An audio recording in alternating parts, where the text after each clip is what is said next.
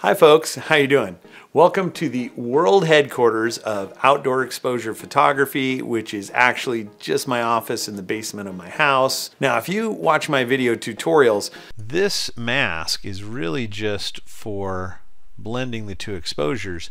This video is going to be a little different from that. I have to confess, it's a test video, and because you're watching, you get to be my test subject. So thank you. Now, what am I testing? I want to be able to add in this kind of a personal ability to interface directly with my audience. And so I have a bunch of new equipment that I've never used before. Video lighting, video capture, audio, video editing. It's all new to me and I need to figure out how to make it work. Part of that testing process is learning what not to do with your studio equipment. And I'll tell you more about that later. I blew this out.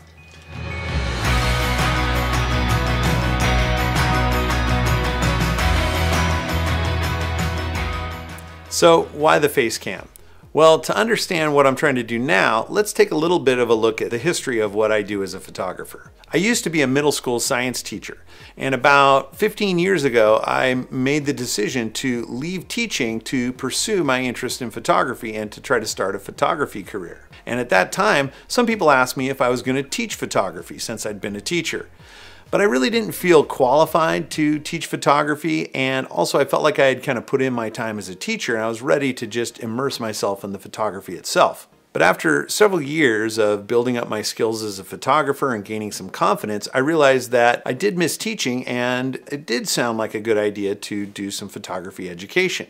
So I started off by just teaching a few local small classes, but I quickly realized that if I wanted to reach a bigger audience, that video through the internet was probably a better way to go. I had no idea about how to do video, and I barely have more of an idea of that now. At least I could record what I was doing in Photoshop, make a tutorial that way, and then make that available through my website. And some of my first videos were really bad. Now it's not only going to select all the sky, but also down into the mountains and the water as well. The information was okay, but the production value was not that good. And hopefully the quality of my tutorials has improved over time. But I've really been inspired lately and enjoyed watching some of the content creators and video tutorial producers that I follow and learn from, mostly on YouTube. I've learned a lot from so many, but I have a few who are my personal friends who I think do great work. People like Nick Page. A tree on either side that's catching light.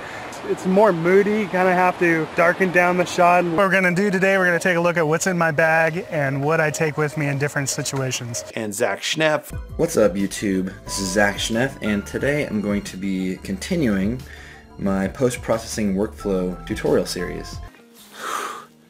Amazing.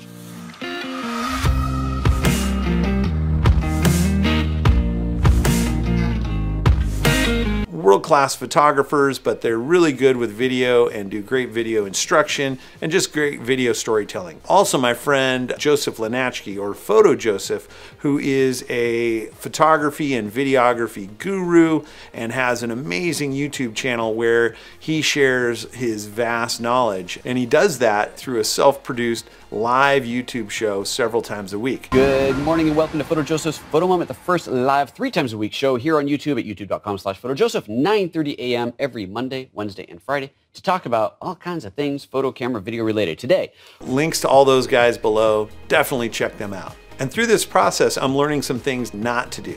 For example, if you walk on your carpeted office floor and build up a static electric charge and then touch something metal, that electric charge can pass through, like let's say a metal light stand, and actually blow out an expensive piece of lighting equipment. Lesson learned. So I think I'll call that an adequate test of my new setup for now. Thanks for being my test subject. And if you're still here, thanks for watching. Of course, if you want to keep up with what I'm doing and get notifications about future tutorials and videos that I put out on my channel, subscribe, bells, buttons, things down here that you should click on for that. Or I guess you can also try clicking right here to follow. And if you want, you can even watch one of my tutorials right here. I don't know, it's gonna serve up something to you. Check it out. All right, thanks folks, we'll see you again soon.